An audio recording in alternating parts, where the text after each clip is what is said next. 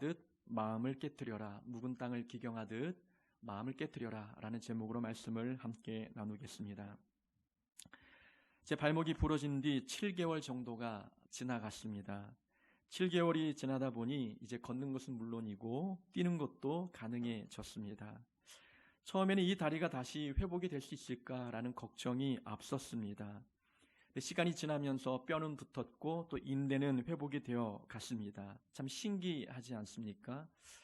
발목이 처음에 돌아갔을 때 발목 바깥쪽 부분이 좀 뼈가 쪼개졌는데 이 뼈가 정말 붙을까, 다시 운동할 수 있을까 걱정이 앞섰지만 제 몸은 제가 생각한 것보다 또 회복력이 빨랐습니다.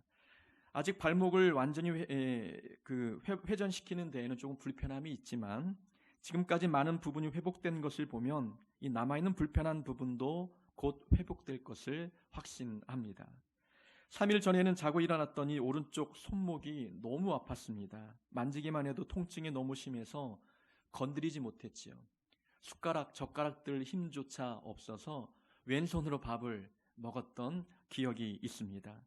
병원에 가서 엑스레이를 찍었는데 뼈에는 이상이 없었습니다. 그냥 소염제 약 처방만 받고 왔는데 하루가 지나니 통증이 반감이 되었습니다. 이틀이 지나니 말끔히 나았습니다. 약을 꼬박꼬박 먹은 것도 아닌데 손등의 그 통증이 완전히 사라진 것을 보면서 몸의 치유 회복 능력이 그렇게 나쁘지만은 않구나 생각했습니다. 사람 몸은 참 신비롭습니다. 다치면 스스로 회복하는 능력이 있습니다.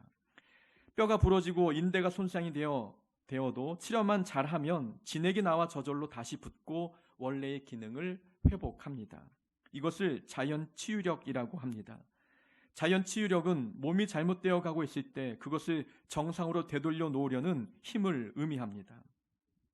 상처가 났을 때 저절로 새살이 돋아 아물게 되는 이유가 바로 이 몸에 있는 자연치유력 때문입니다. 그래서 이 자연치유력을 내 몸 안의 의사라고 부르기도 합니다. 몸은 이렇게 고장이 나면 다시 회복이 됩니다. 그렇다면 마음은 어떨까요? 마음이 고장나면 몸처럼 빠른 회복이 있을까요? 안타깝게도 고장난 마음은 몸보다 고치기가 더 어려운 것 같습니다. 몸이 아프면 의사의 도움으로 자연적인 회복이 가능합니다. 그러나 고장난 마음은 회복이 참 어렵습니다. 의사가 도울 수 있는 부분도 한계가 있고 내 마음이지만 내가 마음먹은 대로 그 마음이 움직여지지 않습니다. 마음의 변화는 내 의지에 달려있고 나의 결단력에 달려있지만 마음이 내 의지와 결단력 따라서 움직여지지 않습니다. 마음이 쉽게 고쳐지고 변화되는 것이었다면 믿음 생활하면서 우리의 모습은 더 많이 성장했을 것이고 더 많이 변화되었을 것입니다. 그렇지 않겠습니까? 내 마음이 내 마음 먹은 대로 잘 움직이기만 한다면 우리의 마음의 변화는 지금보다 더 많이 일어났을 것입니다. 예수 믿은 지가 오래되었으니까 우리 마음의 성장, 믿음의 성장이 더 많이 일어났을 것입니다. 그러나 우리의 마음의 상태는 내 마음, 내 의지, 내 결단을 따라오지 않고 있습니다. 환경과 여건에 따라 자주 움직이는 것이 우리 마음입니다. 또 마음은 힘도 세서 내 통제를 벗어날 때가 너무나 많습니다. 그래서 고장난 마음의 회복력은 육체의 회복력보다 더딥니다. 강정호를 하는 유명한 야구 선수가 있습니다. 야구를 좋아하는 분들, 좋아하지 않는 분들도 그 이름 한 번씩은 다 들어봤을 것입니다. 한국에서 뛰어난 활약을 해서 2014년도에 메이저리그에 진출했습니다. 미국 메이저리그에서도 출중한 성적을 거두어 앞날이 기대되는 선수였습니다. 그러나 2016년 한국에서 음주운전 사고를 내고 뺑소니를 하는 바람에 징역 8개월에 집행유예 2년 선고를 받았습니다. 범법자가 되었기 때문에 미국 비자를 발급받지 못했고 결국 메이저리그에서 방출되고 말았습니다. 그 후 한국 프로야구에 복귀하려고 시도하고 있지만 국민 여론이 좋지 않아 난항을 겪고 있습니다. 그의 음주운전 사고는 이번이 처음이 아니었습니다. 3번째였습니다. 앞서 2번의 음주운전 경력이 있었고 벌금형까지 선고받았습니다. 그래서 국민들은 삼진 아웃 제도를 들어 강정호를 프로야구계에서 퇴출해야 한다고 원성이 자자했습니다. 그러나 한국 프로야구 연맹은 그에게 가벼운 징계만을 내려 복귀를 도와주고 있는 모습을 보여주고 있어 국민들의 분노를 사고 있습니다. 최근에 며칠 전에 강정호 선수가 대국민 사과 기자회견을 열었지요. 음주운전 사고를 벌이고 난 뒤 3년 6개월 후였습니다. 그 시간도 너무 늦었고 이미 국민들의 마음이 돌아서서 그의 사과 기자회견에도 불구하고 그의 복귀는 어려워지고 있습니다. 그의 한 사람의 삶을 보더라도 사람 마음은 참 이상한 것 같습니다. 한 번 사고를 내면 다음은 하지 말아야 되는데 또 합니다. 두 번째도 걸렸으면 세 번째는 다시는 하지 않겠다고 다짐해야 되는데 또 했습니다. 걸리는 것만 세 번째지 그가 세 번만 했겠습니까? 걸리지 않은 음주운전만 치더라도 수도 없이 많았을 것입니다. 사람 마음은 이렇게 한 번 잘못된 결정을 따르면 그 마음은 회복되기가 어려운 것 같습니다. 우리 마음 안에 잘못된 생각이 들어오면 그 생각을 빼어내기가 너무나 힘들다는 것입니다. 그러니까 마음이 고장나면 그 고장난 마음을 빨리 회복해야 되는데 그 마음의 회복 능력이 너무나 어렵다는 것입니다. 우리의 마음도 그런 것 같습니다. 누군가로부터 큰 상처를 받으면 그 상대가 너무나 밉습니다. 그 미움이 시간이 지나도 해결되지 않을 때가 있습니다. 용서해라. 네가 참고 넘겨라.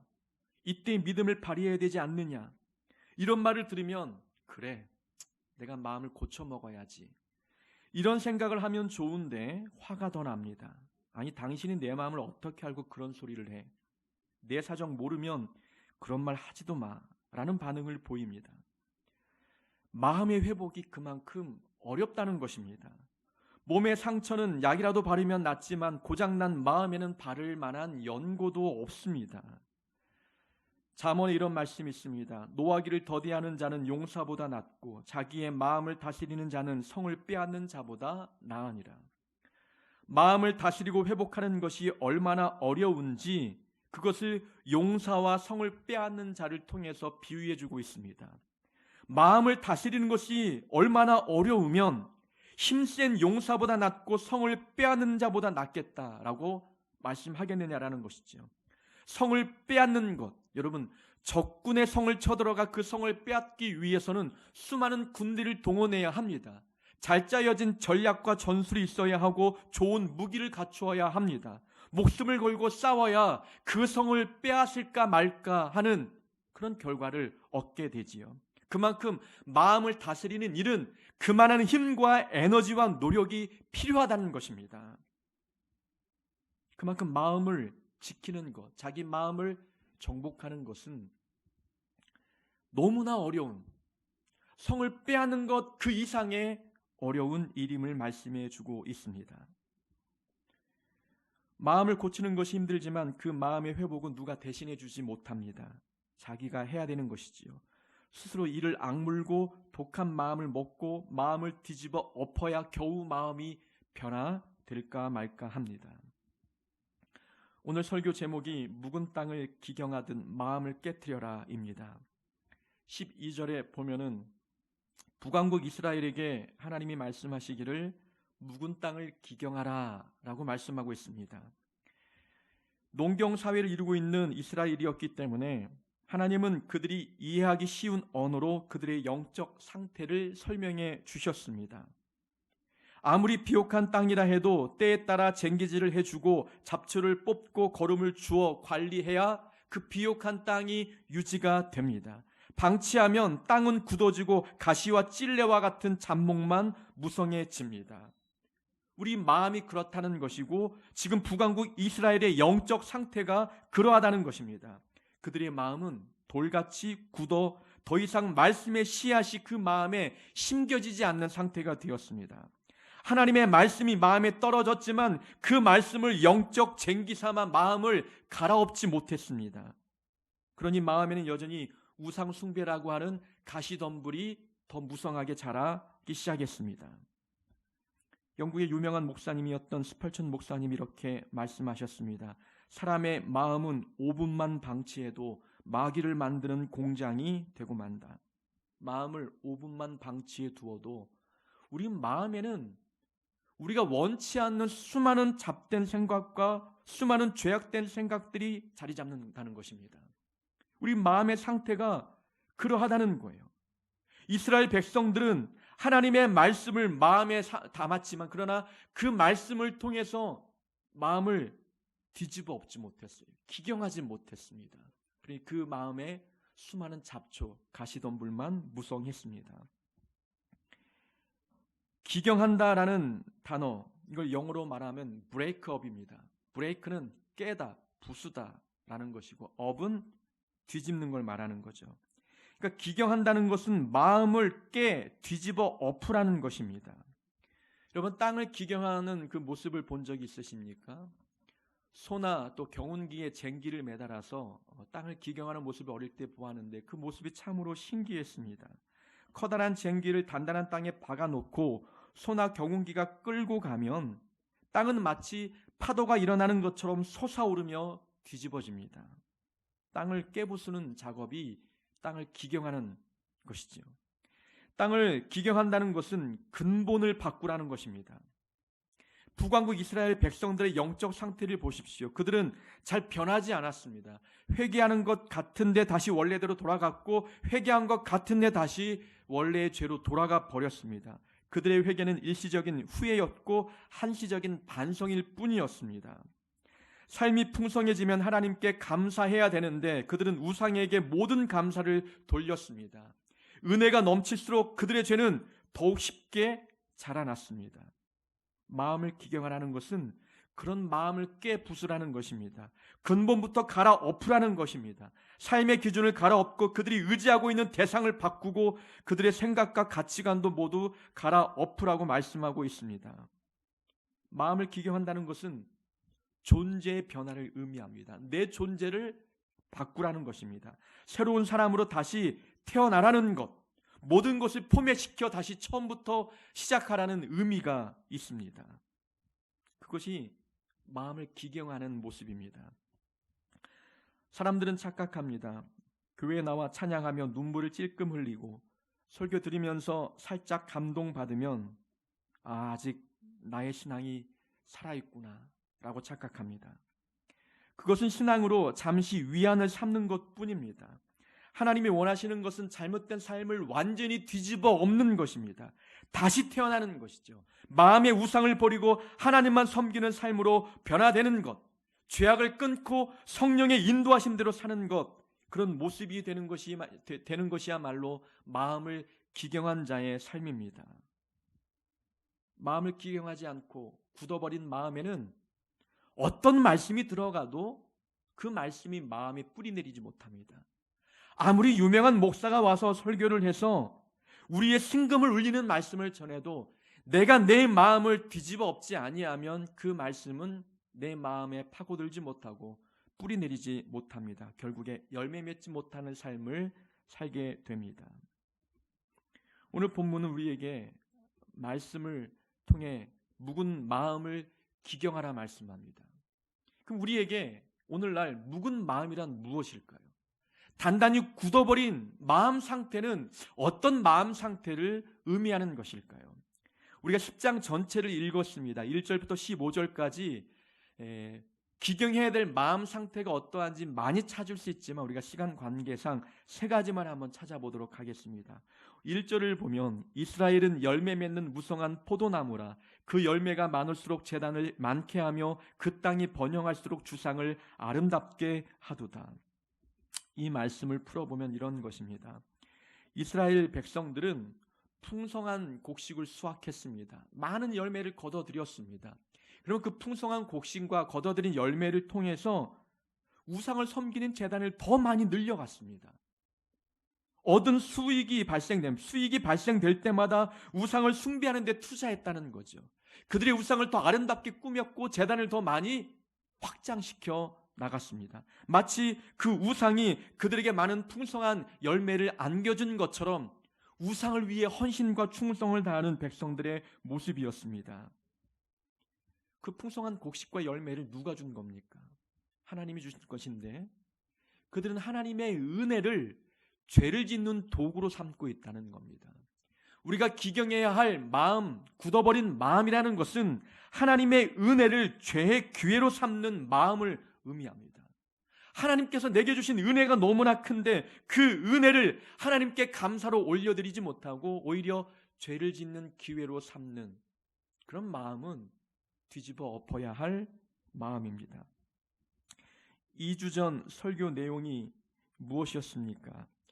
이스라엘은 하나님께 베풀어 주신 풍성한 수확 물을 가지고 바알에게 감사 제사를 올려드렸어요. 근데 기뻐 뛰노는 모습들 우리가 말씀을 통해서 보지 않았습니까? 하나님께서 한탄하시는 모습이 그런 모습입니다.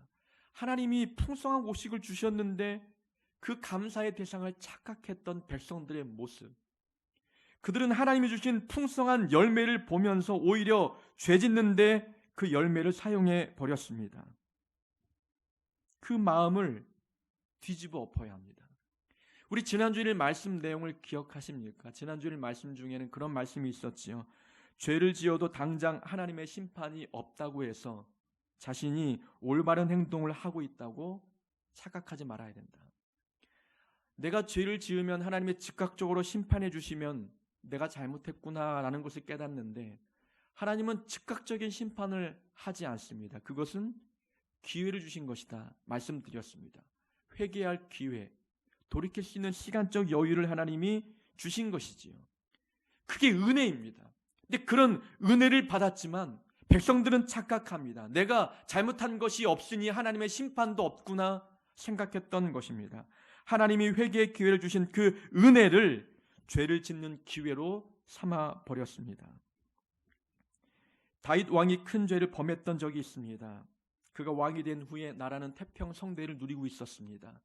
그때 그가 여유로운 마음으로 궁궐 높은 곳에 올라 옥상을 거닐고 있을 때에 눈에 띈 여인이 있었습니다. 바로 우리아의 아내 밧세바였습니다. 첫눈에 반했고 그 여인을 궁궐로 데리고 와 동침했습니다. 그 여인이 임신하자 이제는 이 다윗 왕이 그녀의 남편 우리아를 맹렬한 전투에 내보냅니다. 그리고 명령하여 맨 앞에 세워 적군의 손에 죽게 만들었습니다. 다윗이 왕이 아니었다면 절대 할 수 없는 짓이었습니다. 그는 왕의 권력을 사용해 밧세바를 범했고 우리아를 전쟁터에 내보내 맨 앞에 세우라는 명령을 내렸습니다. 왕이니까 가능했습니다.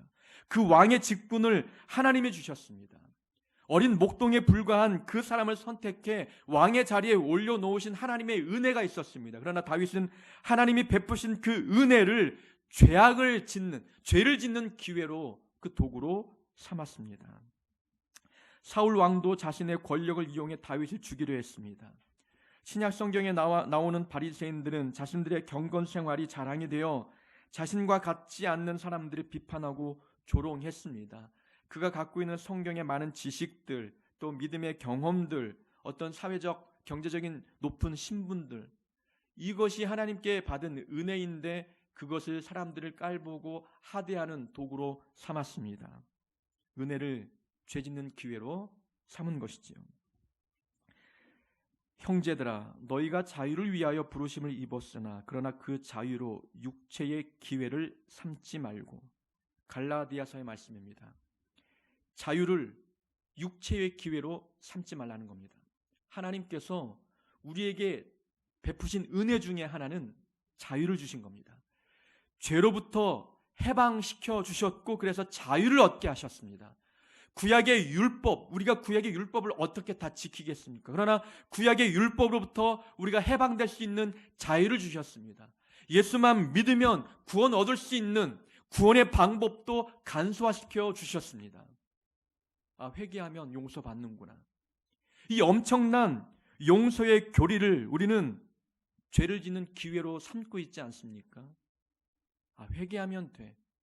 오늘까지 죄 짓고 내일부터 회개하자. 오늘까지 망가지고 내일부터 다시 새로운 삶을 살자. 회개하면 하나님이 용서해 주실 거야. 우리가 얻은 이 자유의 기회를 육체의 기회로 바꾸어 버리는 잘못된 마음입니다.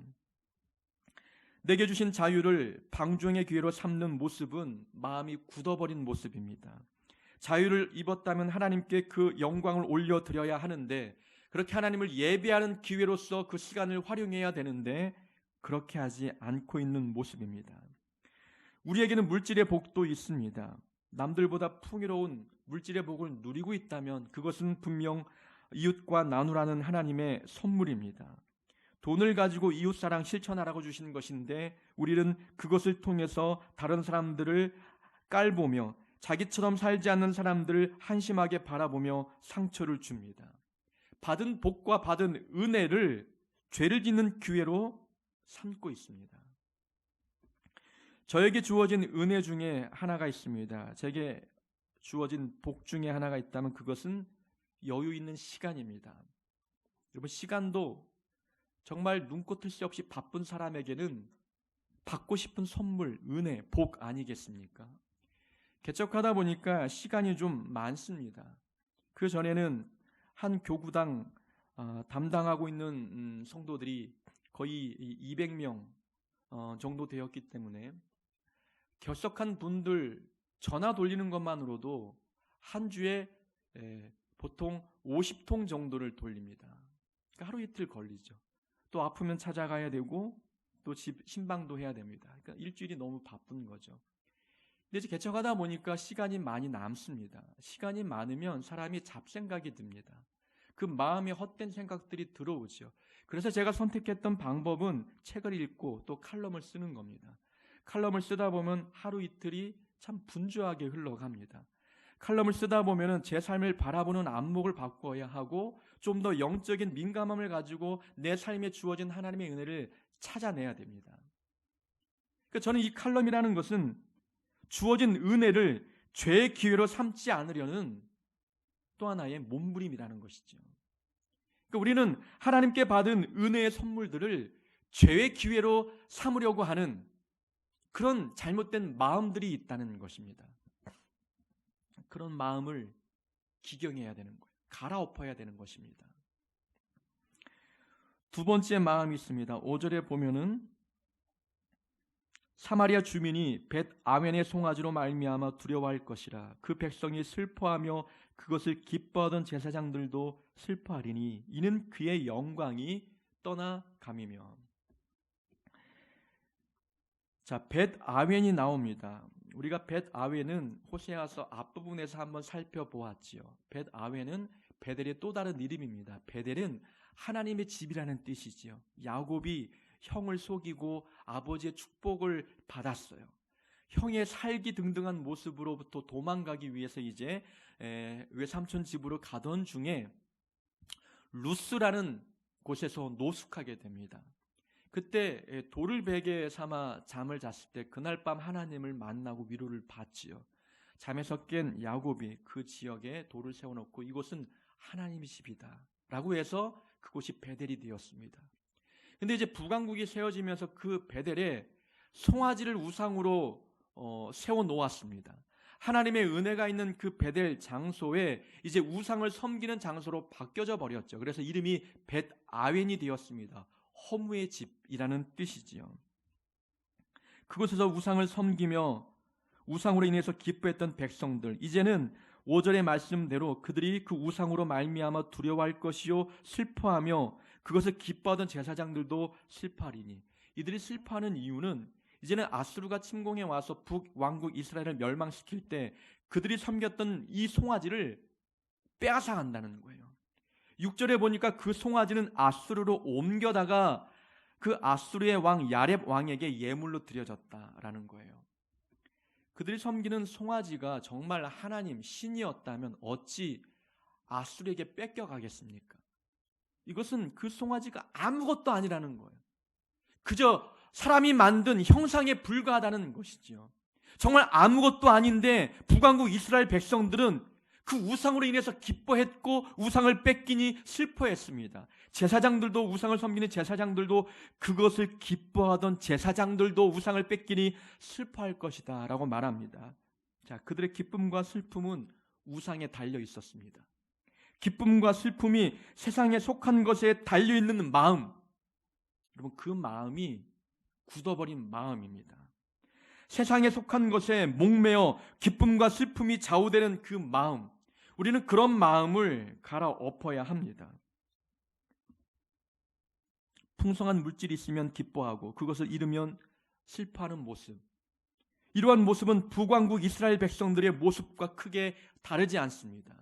세상에 속해 있는 것으로 인해서 내가 기쁘고 슬픈다면, 내 마음의 감정이 세상에 속한 것에 좌지우지되고 있다면 그 마음은 분명 하나님 보실 때 잘못된 마음입니다. 하나님의 자녀들이 왜 세상에 속한 것으로 인해서 기뻐하고 또 슬퍼해야 합니까? 세상에 속한 부귀영화가 하나님의 자녀인 우리보다 크지 않는데 왜 그것이 우리의 감정의 변화에 많은 영향을 주어야 합니까? 세상에 속한 것에 우리의 감정이 흔들리고 움직인다는 것은 우리가 그것을 사랑하고 있기 때문입니다. 하나님 이외에 사랑하고 있는 그 대상은 모든 것이 다 우상입니다. 우리가 사랑하고 있기 때문에 그 사랑의 대상이 주어지면 기뻐하고 잃어버리면 슬퍼합니다. 돈을 사랑하니 돈이 많이 주어지면 기뻐하고 돈을 잃어버리면 슬퍼하지요. 우리의 기쁨과 슬픔은 하나님과의 관계를 통해서 일어나야 합니다. 하나님이 함께 계시면 기뻐하고 하나님이 함께 계시지 아니하면 슬퍼해야 되는데 우리의 기쁨과 슬픔이라는 감정은 세상에 속한 것에 국한되어 있다는 것이지요. 욥의 이야기를 자주 하게 되는 것 같습니다. 욥은 구약 성경 인물을 통틀어서 솔로몬 다음으로 부자였던 사람입니다. 욥은 10명의 자녀가 있었고 그가 기르던 가축은 수천 마리에 해당되었습니다. 그날 그는 자녀가 많고 가축이 많다고 해서 그것이 그에게 기쁨의 조건이 아니었습니다. 그의 관심은 늘 하나님 앞에 거룩하고 순결하게 사는 것이었습니다. 그래서 자녀들의 생일 잔치를 벌인 뒤에는 혹 그 잔치 중에 그들이 부지 중에 죄를 짓지 않았을까 싶어서 잔치를 마친 다음에는 항상 하나님께 예물을 드리고 제사 드렸습니다. 그만큼 그의 모든 관심은 재물에 있지 아니하고 하나님께 썼던 것이죠. 근데 그가 자녀를 다 잃고 수천 마리 되는 모든 가축을 한날 한시에 다 잃어버렸습니다. 그래도 욥은 하나님을 원망하거나 절망하지 않았습니다. 물질을 잃은 것은 그에게 큰 슬픔이 아니었습니다. 내가 빈손으로 왔으니 빈손으로 하나님께 가는 것이 옳습니다라는 고백까지 했습니다. 그러나 그의 슬픔은 왜 하나님이 침묵하실까? 내가 이렇게 고난당하는데 왜 하나님은 침묵하실까? 하나님이 함께하지 않는 것 같은 느낌이 드니 그 마음이 슬펐습니다. 그런 고난 가운데 하나님이 주시는 영적인 깨달음을 얻자 그 마음이 또 기뻤습니다. 하나님께서 이런 것을 깨닫도록 하기 위해서, 내 교만을 깨트리기 위해서 이런 고난을 만나게 하셨구나. 영적인 깨달음을 얻게 되자 그 마음도 기뻤습니다. 욥의 기쁨과 슬픔은 재물에 달려 있지 않았습니다. 하나님께 달려 있었습니다. 가나안 땅을 향해 가던 이스라엘 백성들이 광야에서 40년을 보냈습니다. 광야길을 걷는 백성들의 희노애락은 먹는 것에 달려 있었습니다. 풍성한 양식을 통해 배가 부르면 기뻤고 배고픔은 원망이 가득했습니다. 슬펐습니다. 하나님은 그런 모습을 책망하신 것이지요. 결국 그들이 금송아지를 만들어 우상을 숭배하자 하나님이 진노하셨고 내가 너희들과 함께 가나안 땅에 올라가지 않겠다 말씀하셨습니다. 약속대로 가나안 땅은 주겠지만 나는 너희와 함께 동행하지 않겠다 라고 말씀하셨습니다. 모세가 그 말씀을 듣자 슬퍼했습니다. 하나님이 함께 가지 아니하시면 저도 가나안 땅에 올라가지 않겠습니다. 하나님이 계시지 않는 가나안 땅이 저에게 무슨 의미가 있겠습니까? 라고 모세가 슬퍼하며 하나님께 기도했습니다. 모세의 기쁨은 가나안 땅이 아니었습니다. 하나님이 동행해 주시는 것이 그에게 기쁨이었습니다. 가나안 땅을 잃는다 해도 슬픈 것이 아니었습니다. 하나님이 함께하지 않는 그 자체가 모세에게는 슬픔이었습니다. 이것이 믿는 자의 모습 아니겠습니까? 우리의 마음은 왜 세상에 속한 것에 따라서 기뻐하고 슬퍼합니까? 그런 마음을 뒤집어 엎어야 합니다. 하나님과의 교제가 끊어졌고 기도가 막혔고 말씀이 귀에 들어오지 않고 내 삶의 감사가 사라지고 있는데 그런 영적인 질병, 그 영적인 문제에 대해서는 걱정하거나 슬퍼하지 않으면서 우리는 삶에 풍성하지 않는 삶의 조건들 때문에 슬퍼합니다. 그 마음이 바뀌어야 합니다. 그 마음을 갈아엎으라고 하나님께서 우리에게 말씀해 주고 계십니다. 세상에 속한 것, 이 백성들이 만든 우상 아무것도 아니었습니다.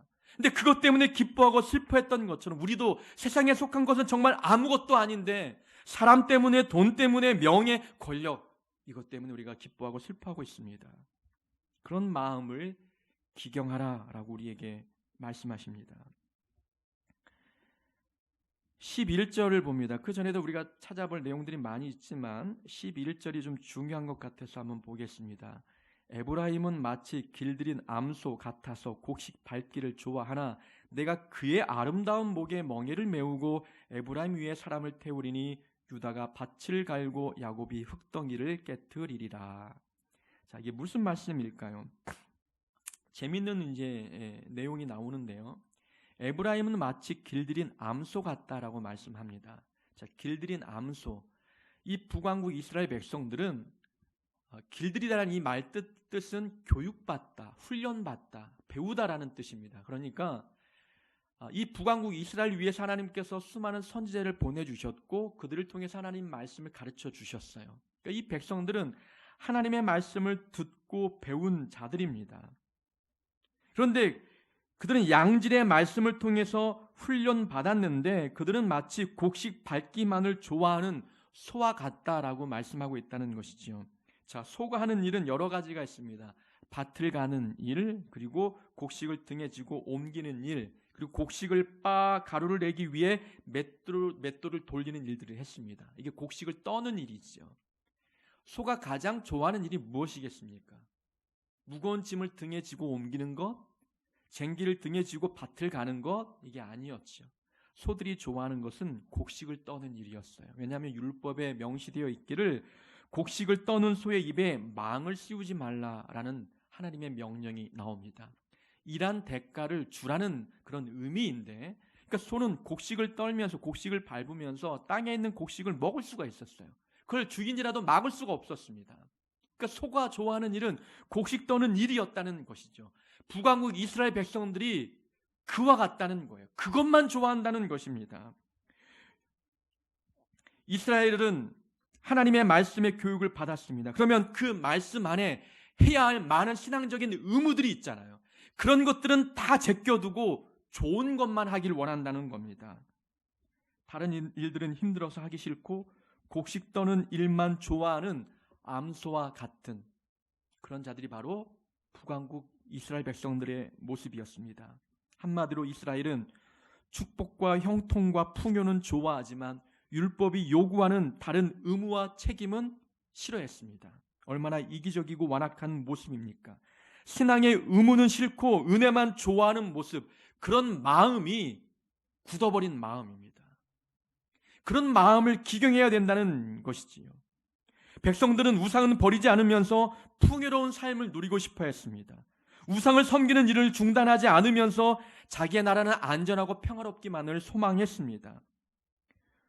고멜처럼 남편을 버리고 집을 나갔으면서도 그 행동은 중단하지 않으면서 남편의 사랑은 여전히 받고 싶어하는 모습, 아내로서의 사명을 감당하지 않으면서 죄악된 삶을 돌이키지 않으면서 그래도 사랑과 은혜는 받고 싶어하는 마음, 이것이 바로 곡식 밟기를 좋아하는 이기적인 암소와 같은 모습입니다. 공의는 심지 않으면서 인애를 거두려고 하고 있습니다. 악을 심으면서 복을 거두려고 합니다. 이것은 해야 할 의무는 이행하지 않으면서 그 결과로서의 은혜를 얻고 싶어하는 모습입니다. 여러분, 우리도 예수 믿으면서 해야 할 의무와 책임이 있잖아요. 들은 말씀을 지켜야 할 책임들이 있습니다. 하나님의 그 이름에 먹칠하지 않기 위해서 우리의 삶의 언행을 바꾸어야 할 의무가 있다는 것입니다. 그런 것은 하지 않으면서 기도응답은 받고 싶고 삶의 은혜와 복을 누리고 싶어 한다는 겁니다. 그런 마음이 굳어버린, 딱딱하게 굳어진 마음을 의미하는 것입니다. 얼마 전 유명 연예인이 스스로 목숨을 끊었습니다. 그런데 그 연예인의 재산을 20년 전 가출하여 자녀 양육의 의무를 다하지 않은 친모가 상속받으려 했습니다. 그래서 많은 국민들의 공분을 샀지요. 많은 사람들이 죽은 자녀의 상속을 받으려는 그 친모를 욕하는 이유가 무엇 때문입니까? 부모로서 의무는 다하지 않으면서 권리만을 주장하기 때문입니다. 부모로서 책임감을 가지고 자녀 양육하는데 의무를 다하지 않으면서도 그 자녀가 벌어들인 재산만큼은 갖고 싶은, 그것은 욕심이다. 그것은 죄다. 모든 세상 사람들이 그것은 다 알고 있다는 것입니다. 여러분, 세상 사람도 알고 있어요. 의무를 다하지 않고 은혜만 누리려는 그 마음은 잘못된 마음임을 알고 있다는 거예요. 그러면 예수 믿는 우리는 그것을 더 잘 알아야 되는 것 아니겠습니까? 하나님 앞에 해야 할 의무가 있고 말씀을 배운 대로 살아야 될 책임이 있다는 것 우리는 압니다. 그런 의무와 책임을 다하는 것이 하나님 앞에 올바른 삶의 모습인데, 거기에는 관심이 없고 하나님은 사랑이시니 사랑을 주십시오. 하나님은 은혜로운 분이시니 은혜를 베풀어 주십시오. 하나님은 긍휼의 하나님이시니 내게 긍휼을 베풀어 주십시오. 의무는 제껴두고 은혜만 관심 두고 살아가는 모습입니다. 그런 마음을 완전히 깨부수고 갈아엎어야 된다고 오늘 말씀합니다. 그들 향해서 너희 묵은 땅을 기경하라 라고 말씀하고 계십니다. 묵은 땅을 기경하면 마침내 여호와께서 오사 공의를 비처럼 너희에게 내리시리라 라고 12절에 말씀해 주고 계십니다. 마음을 기경하면 은혜의 비를 내려주겠다 말씀합니다. 이 순서가 중요합니다. 여러분, 비가 오기를만을 먼저 기다려야 됩니까? 아니면 땅을 먼저 갈아엎어야 합니까? 기경하지 않은 땅에 비가 내리면 그 잡초가 더 많이 자랄 수밖에 없잖아요. 그러면 그 잡초가 무성한 땅, 가시덤불이 높게 자란 그 땅을 뒤집어 엎고 옥토와 같은 땅을 만들어놔야 거기에 은혜의 비가 내리면 하나님이 기뻐하실 만한 성령의 열매가 맺어질 것 아니겠습니까? 내가 해야 할 신앙적 의무를 다 하고 난 뒤에 그 다음에 은혜의 비를 소망하고 기다리는 그런 모습이 우리에게 있어야 합니다. 신앙적인 의무는 다하지 않고 은혜만 좋아하는 그 마음, 그런 마음을 기경하라 우리에게 명령하고 계십니다. 여러분, 굳어버린 마음에는 어떤 말씀이 떨어져도 열매를 맺지 못합니다. 굳어버린 마음을 바꾸지 않고는 어떤 변화와 은혜도 기대하기 어렵습니다. 묵은 마음은 잠시 말씀을 기쁨으로 받지만 세상 유혹에 흔들려 열매를 맺지 못하는 마음을 의미합니다. 고집세고 아집과 이기심과 완고함, 감사하지 않는 마음, 교만함, 시기와 질투, 거짓말, 비방, 원망, 이런 것이 마음에 가득하면 그 마음은 돌처럼 단단히 굳어버립니다. 어떤 말씀이 떨어져도 변화를 일으키기 어렵지요. 하나님의 은혜를 죄의 기회로 삼는 마음, 세상에 속한 것으로 인해 기쁨과 슬픔이 결정되는 마음, 신앙의 의무는 관심이 없고 오직 은혜만 좋아하는 마음, 이런 굳어버린 마음을 갈아엎으라고 말씀합니다. 하나님의 말씀은 영적인 쟁기입니다. 말씀이 마음에 떨어지면 그 말씀을 영적 쟁기 삼아 우리의 굳어버린 마음을 갈아엎어야 합니다. 그 말씀대로 살겠다고 이를 악물고 다짐하고 성령을 의지하며 우리가 부단히 애쓸 때 굳어버린 우리 마음이 녹아지기 시작하고 우리 마음이 뒤집어지기 시작하는 것입니다. 그런 마음에 하나님의 은혜의 비를 내려주실 것이고 하나님이 기뻐하실 성령의 열매를 맺게 될 것입니다. 날마다 말씀으로 쟁기질하여 굳은 마음을 기경하고 하나님 기쁘게 드릴 성령의 열매를 맺는 하늘빛교회 성도 되기를 주의 이름으로 축원합니다.